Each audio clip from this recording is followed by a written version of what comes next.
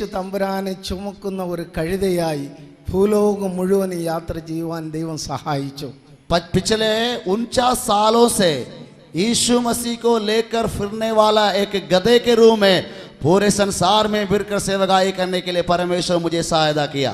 യേശുവിനെ സ്നേഹിക്കുവാനും യേശുവിനെ സ്നേഹിക്കുവാൻ മറ്റുള്ളവരോട് പറയുവാനും യേശുവിനെ ചുമക്കുവാനും തന്നതായ വലിയ ഭാഗ്യമാണ് എൻ്റെ ജീവിതത്തിലുള്ള അനുഭവം. मेरा जीवन का अनुभव यह है कि परमेश्वर ने मुझे ऐसा अनुभव दिया कि यीशु से प्रेम करने के लिए और यीशु को प्रेम करने के लिए दूसरों को सिखाने के लिए परमेश्वर ने मुझे सहायता किया. വലിയ ശ്രേഷ്ഠരായ സുവിശേഷ പ്രവർത്തകരുള്ള നമ്മുടെ തെക്കേ കേരളത്തിൽ കർത്താവ് ഈ മഹത്വ ശുശ്രൂഷ ഇന്ന് ചെയ്യുവാൻ അടിയാന് തന്ന ഭാഗ്യത്തിനായി ഞാൻ ദൈവത്തെ സ്തുതിച്ച് നിങ്ങൾക്ക് ഹാർദവമായി നന്ദി പറയുന്നു. हमारा इस दक्षिण केरल में बहुत सारे प्रसिद्ध परमेश्वर के दास होते हुए भी परमेश्वर ने सेवकाई करने के लिए मुझे चुना और मुझे इसके लिए ठहराया है. इसके लिए मैं प्रभु को धन्यवाद देता हूँ. ഇന്ന് ഗ്രാജുവേഷൻ ചെയ്യപ്പെടുന്ന പ്രിയപ്പെട്ട സഹോദരങ്ങൾക്ക് യെരുശലേമിൽ നിന്ന് കൊണ്ടുവന്നതായ റോസ് ഓഫ് ഷാരോൺ ആ ബ്ലസ്സഡ് ആയിൽ കൊണ്ട് അവരെ അനുഗ്രഹിക്കുവാൻ ഞാൻ ആഗ്രഹിക്കുകയാണ്. इन लोग जो आज जो है ग्रेजुएट स्नातक होने वाला है, इनके लिए मैंने जो यरूशलेम से जो विशेष तेल लेकर आया है उससे लगाकर इनको आशीष देना चाहता हूँ. ഈ പ്രത്യേക അവസരത്തിൽ നാം കാത്തുകൊണ്ടിരിക്കുന്നത് इस समय में हम जिस बात का इंतजार करते हैं, ഈ പ്രിയപ്പെട്ട സഹോദരന്മാരെ നാം അനുഗ്രഹിച്ച് ഒരുക്കി അയക്കുവാനാണ്. इन भाई लोगों को प्रार्थना करके और आशीष देते विदा करने के लिए है. Send to others for Jesus. यीशु मसीह के लिए दूसरों के पास भेजना, അയക്കുക യേശുവിനായി. यीशु मसीह के लिए भेजना. അപ്പോൾ അയക്കുന്നതിന് ആളുകൾ ആവശ്യമുണ്ട്. इसका मतलब है भेजने के लिए भी लोग चाहिए. അയക്കപ്പെടേണ്ടതിന് ചുമതലയും കർത്തവ്യമുള്ളവർ ആവശ്യമുണ്ട്. तो जाने वाला भी चाहिए, भेजने के लिए जिम्मेवारी लेने वाला लोग भी चाहिए. അയക്കുന്നതിന് കുറെ പേർ മുൻപിൽ വരുമ്പോൾ और जब जाने के लिए कुछ लोग सामने आते हैं, അവരെക്കാൾ ഏറ്റവും ചുമതലയുള്ളത് അയക്കപ്പെടുന്ന പിന്നിൽ നിന്നും അതേ അവരെ താങ്ങുന്നവർ, സഹായിക്കുന്നവർ, പ്രാർത്ഥിക്കുന്നവർ അങ്ങനെയുള്ളവരാണ്. परंतु उससे जिम्मेवार लोग जो है वो उनके पीछे से जो उन्हें भेजते हैं, उनके लिए प्रार्थना करते हैं, उनके लिए मदद करते हैं, वे है. ഞാൻ വളരെ ഇന്ന് സന്തോഷത്തോട് യേശുവിനെ മഹത്വപ്പെടുത്തുന്നതായ വളരെ പ്രത്യേക കാര്യങ്ങളുണ്ട്. आज मैं बड़े खुशी से प्रभु यीशु मसीह का महिमा देने का कुछ कारण है. ചില മിനിറ്റുകളിൽ ഞാൻ എൻ്റെ വാക്കുകളെ അവസാനിപ്പിക്കും. कुछ ही मिनटों के अंदर मैं अपने बातों को समाप्त करूंगा. കഴിഞ്ഞ വളരെ നീണ്ട വർഷങ്ങൾക്ക് മുൻപേ, कई सालों से पहले 1969 വർഷം सन 1969 में എൻ്റെ ആരംഭ സുവിശേഷ പ്രവർത്തന കാലത്തിൽ मेरा सुसमाचार की सेवकाई की शुरुआत में ഞാൻ ബീഹാറിൽ പോയിരുന്നു. मैं बिहार में गया. അവിടെ ഞാൻ ഒരു സുവിശേഷ പ്രവർത്തകനോട് താമസിക്കുമ്പോൾ वहाँ मैं एक प्रचारक के साथ जब रहा, അദ്ദേഹം ചില ട്രാക്റ്റ് തുണ്ടുപ്രതികൾ വിതരണം ചെയ്യുന്നവരുടെ കയ്യിൽ രാവിലെ ബൈബിളും കുറെ തുണ്ടുപ്രതിയും കുറെ കാശും കൊടുത്തയക്കും. वह उनके साथ जो लोग कार्य करते हैं उनके पास बाइबल और उसके साथ सुसमाचार के थोड़े पर्चे और थोड़ा पैसा देकर उन्हें भेज देते. ആദിവാസികളും വളരെ മൃഗീയമായും പ്രവർത്തിക്കുന്ന ജനങ്ങളുള്ള ആ സ്റ്റേറ്റിൽ आदिवासी लोग और बहुत सारे अनपढ़ लोग जिस गांव में रहते हैं वहाँ വൈകുന്നേരം വന്ന് അവർ നല്ല റിപ്പോർട്ട് കൊടുക്കുക പതിവായിരുന്നു. सेवकाई करके शाम को आकर वे अच्छे रिपोर्ट देते थे. ഒരു ദിവസം ഞാൻ റാഞ്ചി, അതായത് ബീഹാറിലെ ഒരു വലിയ പട്ടണത്തിൽ താമസിക്കുമ്പോൾ एक बार जब बिहार के एक बड़ा शहर में रहता था, ആ വൈകുന്നേരം റിപ്പോർട്ടിനായിട്ട് അയച്ചതായ ആ ദൈവപ്രവർത്തകൻ കാത്തിരിക്കുമ്പോൾ और शाम को समय उस व्यक्ति ने जिसने लोगों को भेजा है वो रिपोर्ट के लिए दूसरों का इंतजार कर रहे थे. സുവിശേഷവുമായി പോയ ആ പാവപ്പെട്ട ഒരു സുവിശേഷൻ മടങ്ങി വന്നില്ല.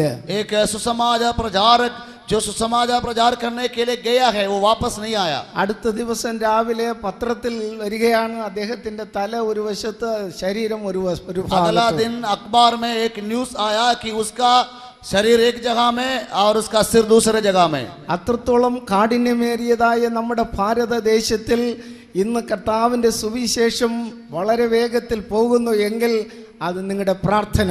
ऐसे हमारा भारत के देश में यदि आज सुसमाचार तेजी से बढ़ रहे हैं तो उसका कारण आपका प्रार्थना है। ഞങ്ങൾ പലപ്പോഴും കന്യാകുമാരിയിൽ ചില സെമിനാർ നടത്താറുണ്ട്. कई बार हम कन्याकुमारी में कुछ सेमिनार चलाते हैं, അതിൽ ഒരു പന്തം കൊളുത്തി उसमें एक मशाल को जलाकर ആ പന്തം ഉയർത്തിക്കൊണ്ട് और उस मशाल को पकड़ते हैं। ഇന്ത്യയുടെ തെക്ക് മുനയായ കന്യാകുമാരിയിൽ നിന്നും भारत के जो दक्षिण चोर है जो कन्याकुमारी, ഇന്ത്യയുടെ വടക്കേറ്റമായ കാശ്മീർ വരെയിലും वहां से भारत के उत्तरीय चोर जो कश्मीर है, ഈ വലിയ പ്രകാശം പാഞ്ഞു പോകട്ടെ, वहां तक ये मशाल का ज्योति फैलने पाए, വലിയ ഉണർവുണ്ടാകട്ടെ, बड़े जागृति आने पाए, ഭാരതം യേശുവിനെ അറിയട്ടെ, भारत यीशु को जानने पाए, ഭാരതം ക്രിസ്തീയ ദേശമായി തീരട്ടെ. भारत मसीहों का देश बन जाए। അങ്ങനെ പ്രാർത്ഥിക്കാറുണ്ട്. ऐसे हम प्रार्थना करते हैं। ഞാൻ കഴിഞ്ഞ വർഷം അമേരിക്കയിൽ ഇരിക്കുമ്പോൾ पिछले साल जब मैं अमेरिका में था, ഒരു വലിയ പ്രവാചകനായ ദൈവഭക്തൻ പറഞ്ഞു, एक परमेश्वर का भक्त जो भविष्य वक्ता है उसने कहा, after the coming 20 years your country become a great Christian country. अब आने वाला जो 20 सालों के अंदर तुम्हारा देश बहुत बड़ा मसीह देश बन जाएगा। Hallelujah, hallelujah, hallelujah. हालेलुया। ഭാരതം യേശുവിന് സ്വന്തം. भारत प्रभु यीशु मसीह का अपना है, പക്ഷേ ഉണർവ് തെക്കാണ് ഇരിക്കുന്നത്. लेकिन उसका जागृति जो है वो दक्षिण में है। തെക്ക് നിന്നും വടക്കോ നോക്കി പോകട്ടെ. और ये दक्षिण से लेकर वो जागृति उत्तर को फैले। ചിലവിടിൻ, उसके लिए खर्च करें, പണം ചിലവിടുവിൻ, उसके लिए धन का खर्च करें, സ്വത്ത് സമ്പത്ത് ചിലവിടുവിൻ, अपने धन दौलत को खर्च करें, അപ്പോൾ ജയിക്കുമേ സുവിശേഷ ലോകം. तब सुसमाचार जीत जाएंगे, जीत पाएंगे। വെറുതെ പാടിയാൽ പോരാ. केवल गाने से नहीं होता। നമ്മുടെ ധനം, हमारे धन, നമ്മുടെ പ്രാർത്ഥന, हमारे प्रार्थना, നമ്മുടെ സമയം हमारे समय യേശുവിന് यीशु के लिए, ഇന്ത്യ ദേശം വേഗത്തിൽ ഒരു ക്രിസ്തീയ രാജ്യമായി തീരും. तब पूरे भारत जल्दी से मसीह देश बनेगा। ഹല്ലേലൂയ. हालेलुया। ഒരു വാക്യം നമുക്ക് വായിക്കാം. हम एक वचन पढ़ेंगे, യോഹന്നാന്റെ സുവിശേഷം यूहन्ना रचित सुसमाचार 21 അധ്യായം 21वां अध्याय 17 വാക്യം. उसके 17 पद। ശബ്ദമായിട്ട് മലയാളത്തിൽ ആർക്കെങ്കിലും വായിക്കാം. कोई जोर से मलयालम भाषा में उसको पढ़ेंगे।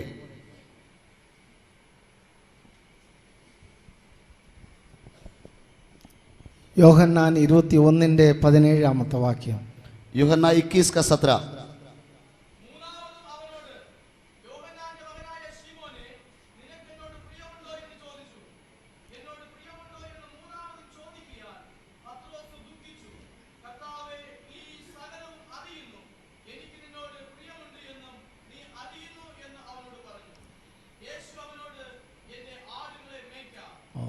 Praise the Lord. Hallelujah. Feed my sheep.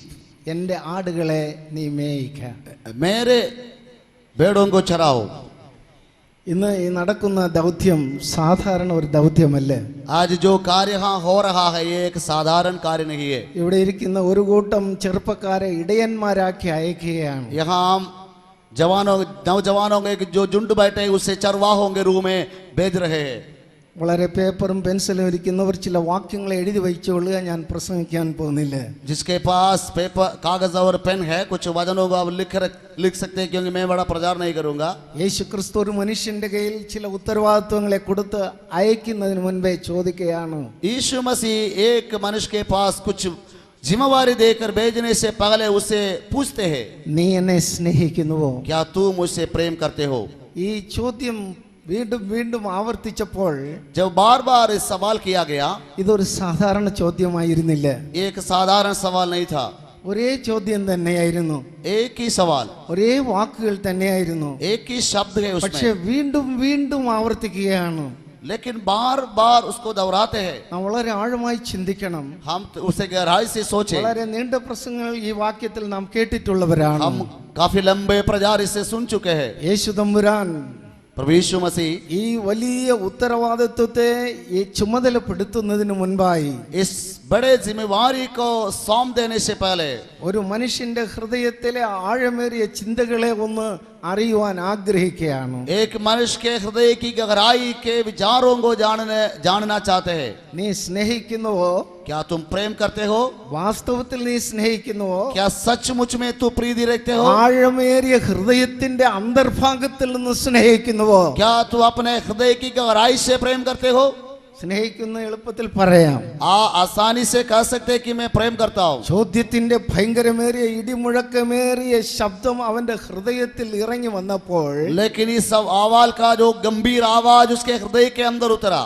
അതേ പത്രോസ് കരഞ്ഞുപോയി. पत्रस रोने लगा. അവൻ പറയുന്നു, നാഥ നീ എല്ലാം അറിയുന്നു वो कहते हैं प्रभु तू सब कुछ जानता है. എന്ന് പറഞ്ഞാൽ इसका मतलब है ഞാൻ ബലഹീനനാണ്, मैं कमजोर हूँ, ഞാൻ നിന്നെ തള്ളിപ്പറഞ്ഞവനാണ്, मैं तुम्हें इनकार किया है, ഞാൻ ഒരു വാക്കിൽ നിന്നെ സ്നേഹിക്കുന്നു എന്ന് പറയുന്നത് കൊണ്ട് നിന്നെ തൃപ്തിപ്പെടുത്തുവാൻ സാധ്യമല്ല. मैं केवल एक बात से कहता हूँ कि तुमसे प्रेम करता हूँ ये काफी नहीं है. ബലഹീനനും തള്ളിപ്പറഞ്ഞവനുമായ ഞാൻ क्योंकि मैं जो कमजोर हूँ और जो इनकार किया हुआ है, അങ്ങയെ വാസ്തവത്തിൽ സ്നേഹിക്കുന്നു എന്നുള്ളത് അവിടെ നിന്ന് അറിയും. आप जानते हैं कि मैं सचमुच में आपसे प्रेम करता हूँ. ഞാൻ വിശ്വസ്തയോടെ അങ്ങയെ സേവിക്കുന്നു എന്നുള്ളതും അവിടെ നിന്ന് അറിയും. और आप ये भी जानते हैं कि मैं ईमानदारी से आपका सेवा करता हूँ. ഹല്ലേലൂയ. हालेलुया. പ്രിയ സഹോദരന്മാരെ, प्यारे भाइयों, സ്നേഹിക്കുക മാത്രമല്ല, केवल प्रेम करना ही नहीं വളരെ വിശ്വസ്തയോടെ യേശുവിനെ സ്നേഹിക്കണം. परंतु विश्वास योग्यता से यीशु से प्रेम करो വളരെ ആത്മാർത്ഥമായി സ്നേഹിക്കണം. और ईमानदारी से प्रेम करो. പത്രോസിന്റെ ഉത്തരം യേശുവിനെ കൂടെ ഞെട്ടിപ്പിച്ചു. पतरस का जो जवाब देकर यीशु मसीह भी चकित हुआ है. യേശു പത്രോസിനോട് പറഞ്ഞു, यीशु पतरस से कहा നീ എന്റെ ആടുകളെ മേയ്ക്ക, तुम मेरे भेड़ों को चरा. നിന്നെ ഞാൻ ഒരു ഇടയനാക്കി मैं തീർത്തിരിക്കുകയാണ്. तुम्हें एक चरवाहा बनाया हूँ. ഇന്നിവിടെ ആയിരിക്കുന്ന ചെറിയ ഇടയൻ കൂട്ടന്മാരെ, और यहाँ जो कुछ चरवाहे हैं, യേശു ഈ ചോദ്യം ഇന്ന് നിങ്ങളോട് ഓരോരുത്തരോടും ചോദിക്കുകയാണ്. आज यीशु यही सवाल आपसे करते हैं. എളുപ്പത്തിൽ ജീസസ് ഐ ലവ് യു എളുപ്പത്തിൽ പറയാം. आप आसानी से कह सकते हैं कि प्रभु मैं प्रेम करता हूँ. അങ്ങനെ ഒരു സിമ്പിൾ വാക്ക് കേൾക്കുവാൻ യേശു ആഗ്രഹിക്കുന്നില്ല. ऐसा एक साधारण शब्द सुनने के लिए यीशु नहीं चाहता. നിന്റെ ഹൃദയത്തിന്റെ ആഴത്തിൽ നിന്നും अपने हृदय की गहराई से നിന്നെ കുറിച്ച് നീ ഉണർന്ന് അറിഞ്ഞിട്ട്, अपने आपके बारे में जानने के बाद, പത്രോസ് പറഞ്ഞതുപോലെ, जैसे पतरस ने कहा ഞാൻ ബലഹീനൻ, मैं निर्बल हूँ, ഞാൻ നിന്നെ തള്ളിപ്പറഞ്ഞവൻ, मैंने आपको इनकार किया है, ഞാൻ ഒരു അവസരവാദി, मैं मौके का फायदा उड़ाने वाला हूँ. തന്നെ കുറിച്ച് താൻ ഉണർന്ന് യേശുവിനോട് പശ്ചാത്തപിച്ച് അനുഭവിച്ചിട്ട് अपने बारे में जानकर वो पश्चाताप करके यीशु मसीह के पास मन फिराने के बाद അങ്ങേ ഞാൻ സ്നേഹിക്കുന്നു എന്ന് പറഞ്ഞു. फिर कहा मैं आपसे प्रीति रखता हूँ. ഹല്ലേലൂയ. हालेलुया. ഇന്ന് ഈ സമയത്തും കർത്താവായ യേശു നിങ്ങളോട് ഈ ചോദ്യം ചോദിക്കുകയാണ്. आज भी प्रभु यीशु मसीह आपसे यही सवाल करते हैं. യേശു ക്രിസ്തുവിന്റെ കാലത്ത് प्रभु यीशु मसीह के समय में ഒരു സെമിനാരി ഉണ്ടായിരുന്നു. एक सेमिनारी था. പലരും വിശ്വാസികൾ ക്രിസ്ത്യാനികൾക്ക് യേശു ക്രിസ്തുവിന്റെ കാലത്തിൽ ബൈബിൾ സ്കൂൾ ഉണ്ടോ, അന്ന് എന്തിനാ ബൈബിൾ സ്കൂൾ പഠിക്കുന്നത്, അല്ലാതെ വേദപുസ്തകം പഠിച്ച് സുവിശേഷ വേല ചെയ്താൽ പോരായോ എന്നൊക്കെ ചോദിക്കും. ഇല്ല, അത് ഏറ്റവും തെറ്റായ കാര്യമാണ്. कई बार कई लोग ऐसा सवाल करते हैं, क्या यीशु मसीह के समय में कौन सा बाइबल स्कूल था, कौन सा सेमिनारी था, क्या बाइबल स्कूल पढ़े बिना पढ़ाई करते बिना अपने आप बाइबल को सीखकर सेवकाई नहीं कर सकते.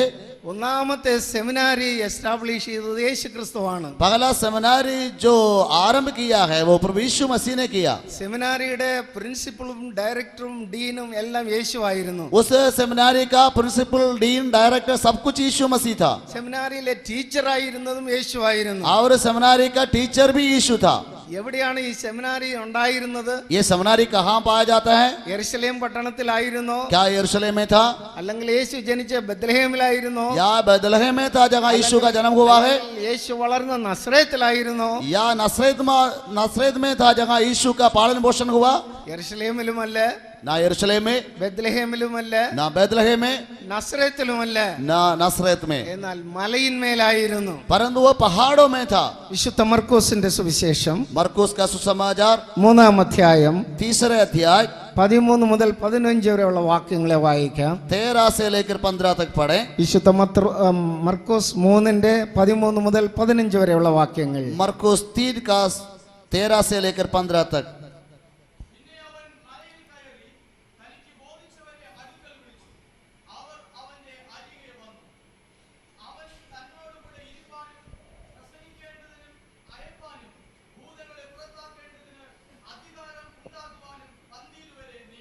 Hallelujah, hallelujah hallelujah. हालेलुया। നിങ്ങൾക്ക് മനസ്സിലായിരിക്കുമെന്ന് ഞാൻ വിശ്വസിക്കട്ടെ. मैं विश्वास करता हूं कि आपको समझ में आया होगा। യേശു ക്രിസ്തുവിന്റെ സെമിനാരി ഏറ്റവും ഉയർന്ന സ്ഥലമായ മലയിലായിരുന്നു. यीशु मसीह का सेमिनारी जो ऊंचे पहाड़ों में था, വിളിക്കപ്പെട്ടവരെ जिन्हें बुलाया, തെരഞ്ഞെടുത്തു. जिन्हें उन्हें चुना है, എല്ലാവരെയും ആ സെമിനാരിയിൽ സ്റ്റുഡൻസ് ആയി ചേർത്തില്ല. सभी को उस सेमिनारी में स्टूडेंट्स के रूम में नहीं लिया। അതിനും ചില ക്വാളിഫിക്കേഷൻ ആവശ്യമുണ്ടായിരുന്നു. उसके लिए भी कुछ योग्यता चाहिए था। അവൻ വിളിച്ചു, जिन्हें बुलाया അവൻ തെരഞ്ഞെടുത്തു. और उन्हें चुना ആ മലയിന്മേൽ അവൻ സെമിനാരി തുടങ്ങി. और उसने उस पहाड़ में सेमिनारी का शुरुआत किया। അവിടെ മൂന്ന് പ്രധാനപ്പെട്ട കാര്യങ്ങളെ കാണാൻ സാധിക്കും. वहाँ 3 मुख्य बातों को देखते हैं। ഒന്നാമതായിട്ട് पहला, യേശുവിനോട് കൂടെ ഇരിപ്പാൻ. यीशु के साथ रहने के लिए, യേശുവിനെ മഹത്വപ്പെടുത്തണം, യേശുവിനെ ആരാധിക്കണം, യേശുവിനെ അറിയണമെങ്കിൽ യേശുവിനോട് കൂടെ ഇരിക്കണം. यीशु को आराधना करना है और यीशु को जानना है तो यीशु मसीह के साथ रहना चाहिए। അങ്ങനെ യേശുവിനോട് ഇരുന്ന് യേശുവിനെ ശരിയായിട്ട് ജനങ്ങൾ ശിഷ്യന്മാർ മനസ്സിലാക്കണമെന്ന് യേശു ആഗ്രഹിച്ചു. यीशु जानता था कि शिष्यों ने यीशु मसीह के साथ रहकर यीशु मसीह को सही से जाने। രണ്ടാമതായി दूसरा बात, യേശു ക്രിസ്തുവിനെ കുറിച്ച് മറ്റുള്ളവർക്ക് പ്രസംഗിക്കുവാനായി അവരെ യോഗ്യതയുള്ളവരാക്കി തീർത്തു. उन्हें यीशु मसीह के बारे में दूसरों को प्रचार करने के लिए योग्य बनाया। ഇവിടെ ചില സഹോദരന്മാർ 2 സ്റ്റുഡൻസ് സാക്ഷ്യം പറഞ്ഞു. यहाँ 2 स्टूडेंट्स आकर अपने गवाही दिया। 3 വർഷം കൊണ്ട് ഞങ്ങൾ നന്നായിട്ട് പരിശീലിച്ചു. അതെ, വേദവചനത്തിലും പ്രാക്ടിക്കലായിട്ടും ഞങ്ങൾക്ക് അനേക അനുഭവങ്ങൾ ലഭിച്ചു എന്ന്. और उन्होंने कहा कि 3 साल में हमने काफी कुछ सीखा परमेश्वर के वचन से और कई बातों में हमें काफी अनुभव हुआ है। വളരെ അല്പമേ പഠിക്കുവാൻ സാധിച്ചുള്ളൂ. और बहुत कुछ ये सीख पाया है ഇനിയും ധാരാളമുണ്ട്. और आगे काफी है। അപ്പോൾ യേശു ക്രിസ്തുവിനെ കുറിച്ച് പഠിക്കണം, യേശു ക്രിസ്തുവിനെ കുറിച്ച് പ്രസംഗിക്കണം. तो यीशु मसीह के बारे में सीखना और उसके विषय में प्रचार करना। മൂന്നാമത്തെ കാര്യം, तीसरा बात, യേശു ക്രിസ്തു അവർ യോഗ്യത ഉള്ളവരായി തീർന്നു എന്ന് കണ്ടപ്പോൾ जब यीशु ने जाना कि ये योग्य निकले हैं, ഇപ്പോൾ നിങ്ങളെ അയക്കുവാൻ പോവുകയാണ്. अब आपको भेजने जा रहा है। നിങ്ങൾ സുവിശേഷം പ്രസംഗിക്കുവാൻ പോകുമ്പോൾ जब तुम सुसमाचार प्रचार करने के लिए जाएगा, അത്ഭുതങ്ങൾ ചെയ്യണം, चमत्कार करना, പൈശാചിക ബന്ധനങ്ങളെ തുരത്തണം. शैतान की बंधनों से लोगों को छुड़ाना। ഈ അധികാരങ്ങളെ ഞാൻ നിങ്ങൾക്ക് അധികാരപ്പെടുത്തി അയക്കുകയാണ്. और मैं आपको तुम लोगों को इसी प्रकार का अधिकार देता हूँ। നിങ്ങൾ എല്ലാവരും പോകുവിൻ എന്ന് യേശു പറഞ്ഞില്ലേ? ऐसा यीशु ने नहीं कहा कि तुम सब लोग जाओ। അവനോട് ഇരിപ്പാനും उसके साथ रहने के लिए, അവനെ കുറിച്ച് പ്രസംഗിക്കുവാൻ പഠിപ്പാനും और उसके बारे में प्रचार करने के लिए, सीखने के लिए, അത്ഭുതങ്ങളെ ചെയ്യുവാനും चिन्ह और चमत्कार करने के लिए, പൈശാചികളെ തുരത്തുവാനും और अंधकार की सामर्थ्यों को निकालने के लिए യോഗ്യത ഉള്ളവരാക്കി തീർത്ത് അവരെ അയച്ചു. इन बातों के लिए उन्हें योग्य बनाकर उसने भेजा है। യേശു ക്രിസ്തുവിന്റെ കാലത്ത് എന്ത് നടന്നുവോ यीशु मसीह के समय में जो हुआ है അതെല്ലാം ഇന്നും നടക്കുകയാണ്. वो सारे बातें आज भी होते हैं। ആ യേശു ക്രിസ്തു തന്നെയാണ് ഇന്നും നമ്മെ നടത്തുന്നത്. वही यीशु मसीह आज हमें भी चलाते हैं। ഇന്നലെയും ഇന്നും എന്നും ഒന്നുപോലെ പ്രവർത്തിക്കുന്നവൻ യേശു കർത്താവ്. आज कल और युगायुग एक समान कार्य करने वाला यीशु ഇവിടെ मसीह। ഇരിക്കുന്ന ഈ ചെറിയ സഹോദരന്മാരെ കൊണ്ട് യേശു വലിയ കാര്യങ്ങളെ ചെയ്യും. और इन भाई लोगों के द्वारा यीशु मसीह बड़े कार्यों को कर सकते हैं। ഒരിക്കൽ ഞാൻ വളരെ പ്രായം കുറഞ്ഞ ഒരു കാലത്ത്, വളരെ കാലങ്ങൾക്ക് മുൻപേ मेरा छोटी उम्र में ഒരു തൈറോയിഡിൽ പിടിച്ചതായ ഒരു സഹോദരി എൻ്റെ അടുക്കൽ വന്നു.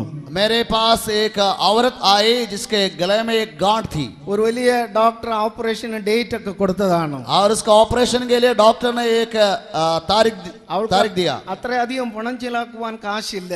लेकिन उसके पास इतना पैसा नहीं थी कि ऑपरेशन के लिए खर्च करे।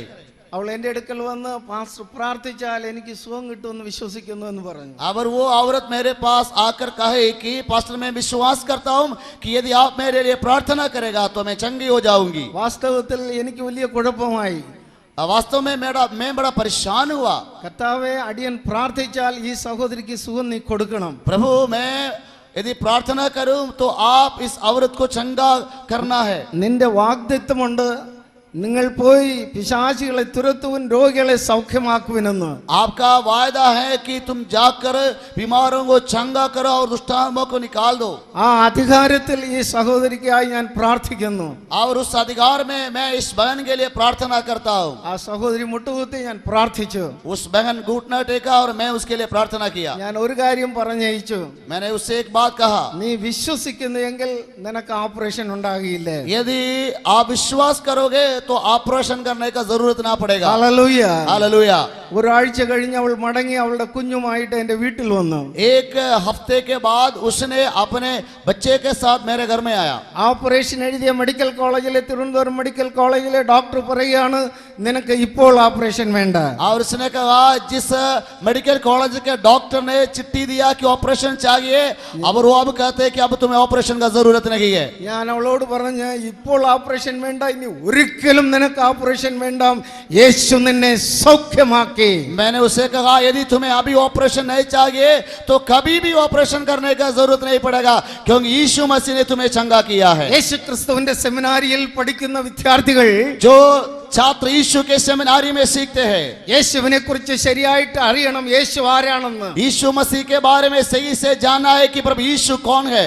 യേശു പ്രവർത്തിച്ചതുപോലെ അത്ഭുതങ്ങൾ പ്രവർത്തിക്കുവാൻ കഴിവുള്ളവരായി തീരണം. यीशु जैसे चमत्कार किया वैसे करने के लिए हम भी सामर्थी बने. മനോഹരമായ യേശുവിനെ പ്രസംഗിക്കണം. यीशु मसीह के बारे में सुंदर रूप में प्रचार ആ करना, അധികാരത്തോടെ ശാസിച്ച് രോഗങ്ങളെ സൗഖ്യമാക്കണം. अधिकार के साथ डांट कर बीमारों को चंगा करें.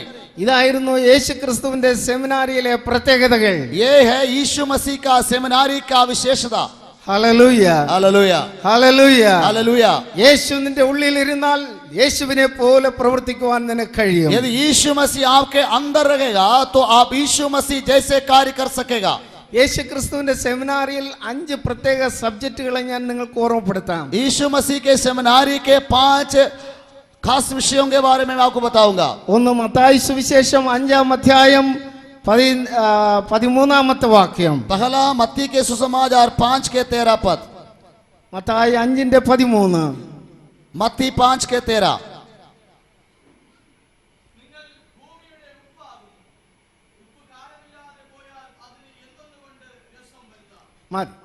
U are the salt of the earth. നിങ്ങൾ ഭൂമിയുടെ ഉപ്പാകുന്നു. तुम पृथ्वी के नमक हो.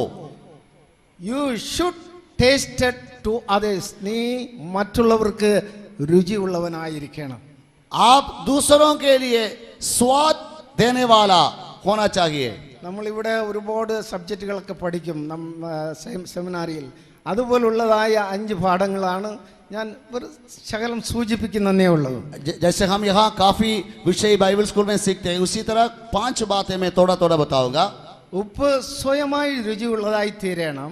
ये नमक जो है अपने आप में दूसरों को स्वाद देते हैं. യേശുവിന്റെ അടുക്കൽ ഈ ഉപ്പ് കഷ്ണം രുചിയുള്ളതായി തീരുന്നു. ये जो नमक है वो यीशु के पास स्वादिष्ट बनकर रहते हैं. പിന്നെ അതേ ഉപ്പ് കഷ്ണം തന്നെ മറ്റുള്ളവർക്ക് രുചിയുള്ളതായി തീരുന്നു യേശുവിൽ. और यही नमक जो है दूसरों के लिए स्वाद का कारण. രണ്ടാമത്തെ വിഷയം മത്തായി 5:14 വാക്യം വായിക്കാം. दूसरा बात मत्ती 5 का 16 में है.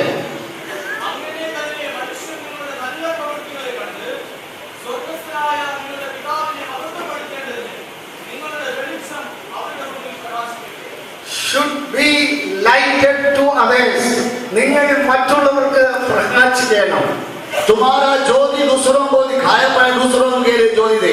നിങ്ങൾ മറ്റുള്ളവരെ മുൻപിൽ പ്രകാശിക്കണമെങ്കിൽ നിങ്ങൾ ഒരു യോഗ്യമായ വിളക്കായി തീരണം. तुम्हारा उजियाला मनुष्यों के सामने चमकने के लिए तुम्हें एक योग्य दीपक बनना चाहिए. നല്ലൊരു വിളക്ക്, എണ്ണയുള്ള വിളക്ക്, ചിരിയുള്ള വിളക്ക്, പ്രകാശിക്കുവാൻ യോഗ്യമായ വിളക്കായി തീരണം. एक दीपक, एक दिया जो जिसमें तेल है, जिसमें बत्ती है, और वो जो है कि अपने ज्योति को देने के लिए तैयार है, योग्य है. അതിനായിട്ടാണ് യേശുവിനോട് കൂടെ ഇരിക്കേണ്ടത്. इसके लिए हमें यीशु के साथ रहना चाहिए. അപ്പോൾ വീണ്ടും നിങ്ങൾ യേശുവിൽ നിന്നും കടന്നു ചെല്ലുമ്പോൾ മറ്റുള്ളവർക്ക് പ്രകാശിക്കണം. अर्थात जब तुम यीशु मसीह को लेकर दूसरों के पास जाते हैं, दूसरों को उजियाला देने वाला बने. നിങ്ങൾ നല്ല വിളക്കായി മറ്റുള്ളവർക്ക് പ്രകാശിക്കത്തക്ക യോഗ്യരായി തീരുവാൻ കർത്താവ് നിങ്ങളെ യോഗ്യരാക്കി തീർക്കട്ടെ. और एक अच्छा दीपक के समान दूसरों को उजियाला देने के लिए प्रभु आपको तैयार करे. മൂന്നാമത്തെ വിഷയം तीसरा विषय യോഹന്നാന്റെ സുവിശേഷം 12-ാം അധ്യായം 24-ാമത്തെ വാക്യം. यूहन्ना के सुसमाचार 12 अध्याय के 24वां पद में.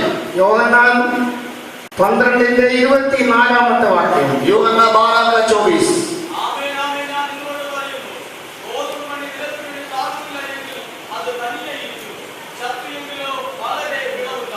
ആമേൻ. Hallelujah.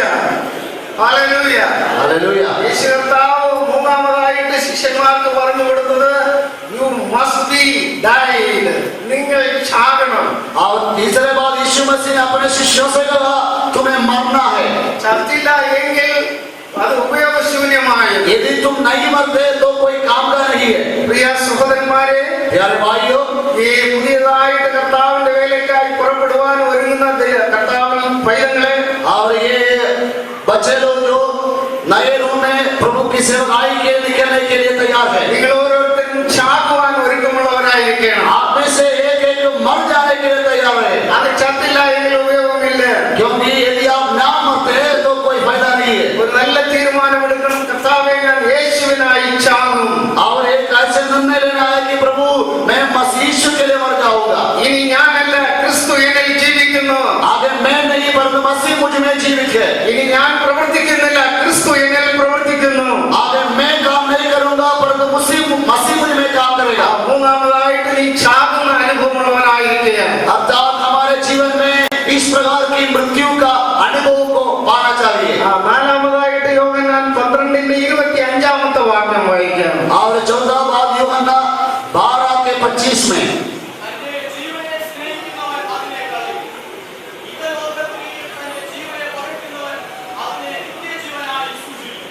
Hallelujah. He died your life. നിന്റെ ജീവനെ ത്യജിക്കുന്നവൻ അത് നേടും. अपन जो अपने आप को अपने जीवन को इनकार करते हैं वो उससे प्राप्त करेगा. യേശു നിന്നിൽ പ്രവർത്തിക്കണമെങ്കിൽ നിനക്ക് ചിലത് ചെയ്യുവാനുണ്ട്. यीशु यदि आपके जीवन में कार्य करना है तो आपको कुछ करना भी है. നിന്റെ ജീവിതത്തിലെ ചില കാര്യങ്ങളെ ത്യജിക്കാതെ കർത്താവിന്റെ വേലക്കാരൻ ഞാൻ യേശുവിനെ ചുമക്കുന്ന കഴുത എന്ന് പറഞ്ഞാൽ ആരും അംഗീകരിക്കുകയില്ല. आप यदि अपने जीवन को उन बातों को जो छोड़ना है यदि नहीं छोड़ते तो आपको कोई भी यीशु को सेवक के रूप में ग्रहण नहीं करेगा. യേശു നിന്റെ മുകളിൽ കയറിയിരുന്ന നീ യേശുവിനെ ചുമക്കുന്ന കഴുതയാണെങ്കിൽ മറ്റു കഴുതകൾ നിന്നെ നോക്കി നിന്ന് അമ്പരക്കും. यदि आप एक ऐसा गधा के समान है जो जिस पर यीशु मसीह सवार करते हैं तो दूसरे गधे आपको देखकर चकित हो जाएंगे. യേശു ഇല്ലാത്ത കഴുതയായി നീ പട്ടണത്തിൽ പോയാൽ കുട്ടികൾ കല്ലെറിഞ്ഞ് നിന്നെ തുരത്തി കളയും. तुम एक ऐसा गधा बनकर जिसमें यीशु नहीं है यदि हम शहर में जाते हैं कि बच्चे पत्थरवा करेंगे. യേശു ക്രിസ്തുവിന്റെ സെമിനാരിയിലെ 5-ാമത്തെ ഒരു പാഠം ഇതാകുന്നു വായിക്കാം. റോമർക്കെഴുതിയ ലേഖനം 1-ാം അധ്യായം 16-ാമത്തെ വാക്യം. 5वां पद को हम पढ़ेंगे. रोमियों की पत्री 12 अध्याय और उसके 16 पद.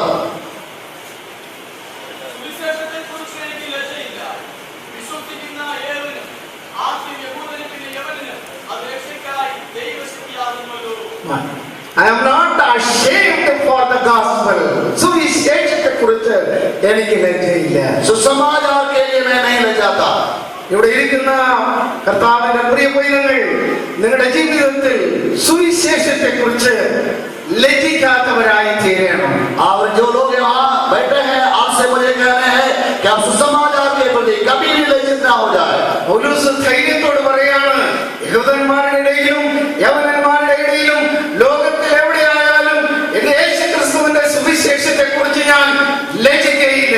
पौलुस कहता है कि चाहे यहूदियों के बीच में या अन्य जातियों के बीच में जहाँ कभी भी हो मैं यीशु मसीह के विषय में कभी नहीं ले जाऊंगा. അങ്ങനെ പരിശുദ്ധാത്മാവിന്റെ ശക്തിയിൽ നീ ശക്തിപ്പെട്ടാൽ ലജ്ജ നിന്നെ വിട്ട് നീങ്ങിപ്പോകും. आप